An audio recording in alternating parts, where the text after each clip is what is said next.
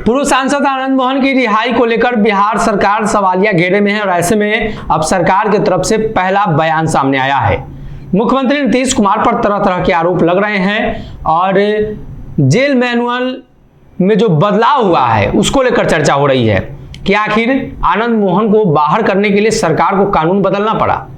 और ऐसे में अब सरकार के तरफ से पक्ष रखने मुख्य सचिव आमिर सुबहानी आए हैं और उन्होंने स्पष्ट कर दिया है कि किसी भी तरह का इन्फ्लुएंस सरकार का इसमें नहीं है। सब कुछ कानून के हिसाब से हो रहा है, सब कुछ कानून के देखरेख में हो रहा है। साथ ही उन्होंने कहा है कि आचरण के आधार पर और उनकी सजा भी पूरी हो गई थी। कई मामलों को लेकर वो स्पष्ट कर रहे हैं, सरकार का पक्ष रख रहे हैं और बता रहे हैं कि इसमें राजनीति और नेताओं की कोई संलिप्तता नहीं है। बिहार में जो कानून है उसी के तहत ये सब हो रहा है। पूरा बयान हम सुनवाते हैं। आज की मीडिया ब्रीफिंग में मैं इलेक्ट्रॉनिक और प्रिंट मीडिया, डिजिटल मीडिया के सभी प्रतिनिधियों का स्वागत करता हूं और उनका धन्यवाद ज्ञापन करता हूं कि वो हमारे निमंत्रण पर आए। माइक को नज़दीक करना होगा मुझे। कहीं कोई दिक्कत हो रही है रिकॉर्डिंग में?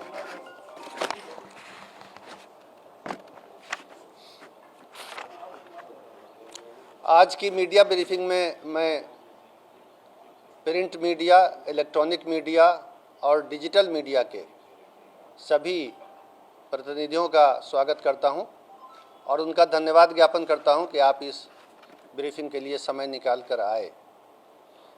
जैसा कि आप देख रहे हैं, हमारे साथ श्री चैतन्य प्रसाद, अपर मुख्य सचिव गृह विभाग भी मौजूद हैं और यहाँ पर श्री शीर्षित कपिल अशोक, कारा महानिरीक्षक भी हमारे बीच हैं।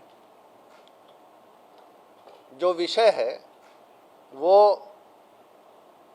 आजीवन कारावास पाए हुए बंदियों को नियम के अनुसार परिहार देते हुए कारा मुक्त करने के नियम और प्रक्रिया के संबंध में है। जैसा कि हम आपको बताएंगे, ये नियम, प्रक्रिया और व्यवस्था काफ़ी लंबे अरसे से चली आ रही है, लेकिन कुछ कारणों से अभी ये बहुत ज़्यादा खबरों में आ गया है और पब्लिक डोमेन में इसके रूल्स की, प्रोसेस की जानकारी अधिक नहीं है। तो मैं सबसे पहले ये बताऊंगा कि बिहार में जो नया जेल मैनुअल 2012 वर्ष में बनाया गया था, जिसे बिहार कारा हस्तक 2012 कहते हैं, उसके नियम 474 से 487 में विस्तार से प्रक्रिया दी हुई है, जिसको देखा जा सकता है। उस प्रक्रिया में ये लिखा हुआ है कि जो लोग आजीवन कारावास की सज़ा पा करके जेल में दाखिल हुए, उनको कितने दिनों के बाद कारामुक्त किया जाएगा और किस तरीके से किया जाएगा। और उसमें जो बुनियादी बात है, सबसे पहली बात वो ये है नियम में कि कारा में 14 वर्ष की वास्तविक संसीमन अवधि पूरी होनी चाहिए। यानी कैलेंडर से गिन करके दिन, महीने और साल 14 बरस तो अवश्य, कम से कम 14 वर्ष जेल के अंदर बिताए हों और जेल में अच्छे चाल चलन के लिए, गुड कंडक्ट के लिए परिहार यानी रेमिशन देने का नियम कारा हस्तक में है। तो परिहार समेत 14 वर्ष की अवधि पर परिहार की अवधि जोड़ने के बाद 20 वर्ष की गणना होनी चाहिए। तो ये परिहार जो है ये नोशनल है, ये रिवार्ड पॉइंट है या बोनस पॉइंट है, लेकिन इसकी गणना भी महीने और साल में होती है। तो 14 वर्ष की वास्तविक अवधि और 20 वर्ष परिहार समेत करके जिनको योग्य पाया जाएगा उनकी कारा मुक्ति पर विचार किया जाएगा। अब उस विचार करने के लिए प्रक्रिया और शर्तें हैं और इसके लिए एक राज्य स्तरीय परिषद भी गठित है जो इस मामलों पर विचार करके अपनी अनुशंसा सरकार को देती है कि कौन कौन से बंदी इस नियम से कारामुक्त होने के लिए योग्य पाए गए। उस परिषद का नाम राज्य दंडादेश परिहार परिषद है और ये सरकार के आदेश से विधिवत रूप से गठित है। इसके अध्यक्ष अपर मुख्य सचिव गृह विभाग होते हैं और कई अधिकारी इसके सदस्य होते हैं और उन अधिकारियों में 2 न्यायिक सदस्य भी हैं, जुडिशियल मेंबर, जो डिस्ट्रिक्ट जुडिशियरी के बहुत सीनियर अधिकारी होते हैं।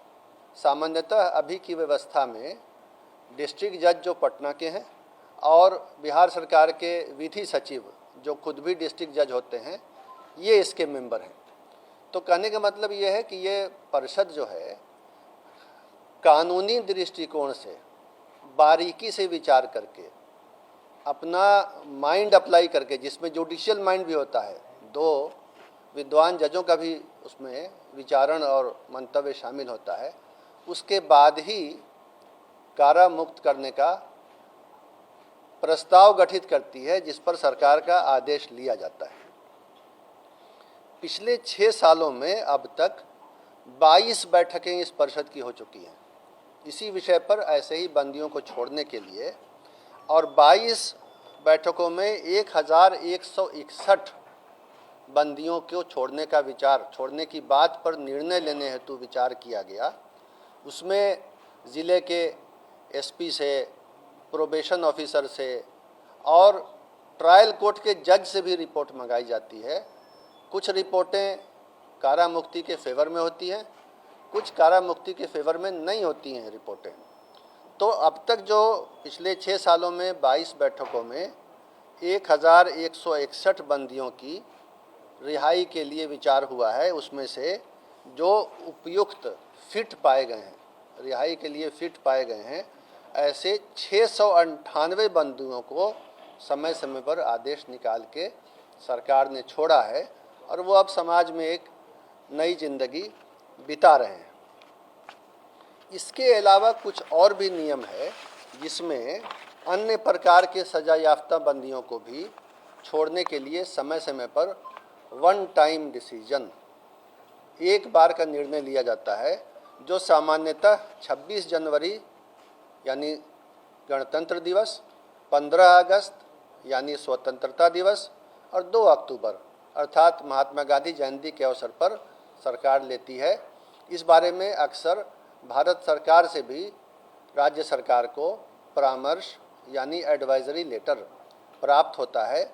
राज्य सरकार उसके आलोक में बंदियों को छोड़ने के लिए शर्तें तय करती है और उनको भी छोड़ा जाता है।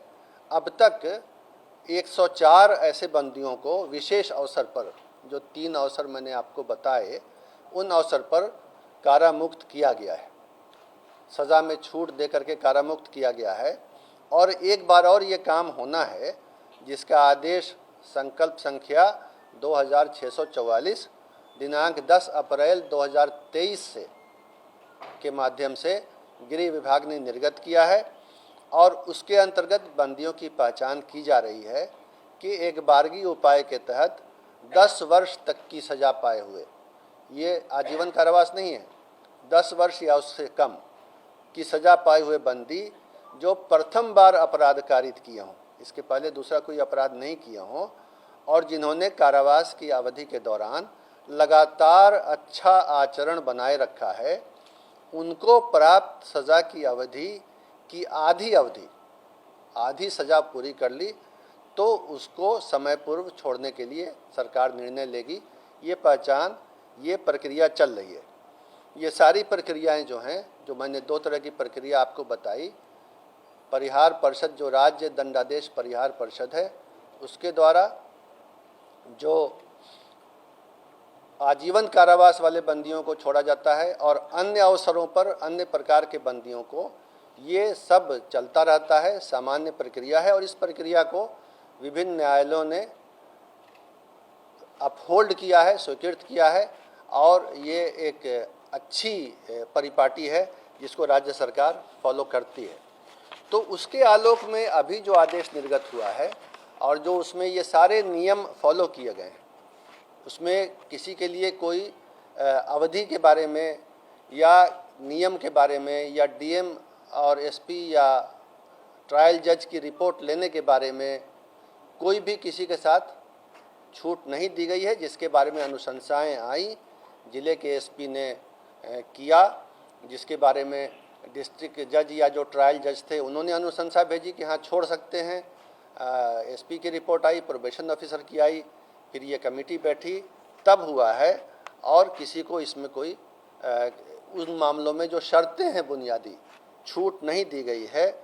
एक बंदी जो राजनीतिक बंदी हैं, श्री आनंद मोहन का नाम आ रहा है, मीडिया में भी आ रहा है, उनका भी केस अलग कुछ नहीं था। वो उनको भी जो है, उनकी तो 14 वर्ष नहीं 15 वर्ष 9 माह 25 दिन की वास्तविक अवधि पूरी हो चुकी है। 14 वर्ष के बदले 15 वर्ष 9 माह 25 दिन और परिहार सहित अगर जोड़ें तो 22 वर्ष 13 दिन की सज़ा पूरी हुई है।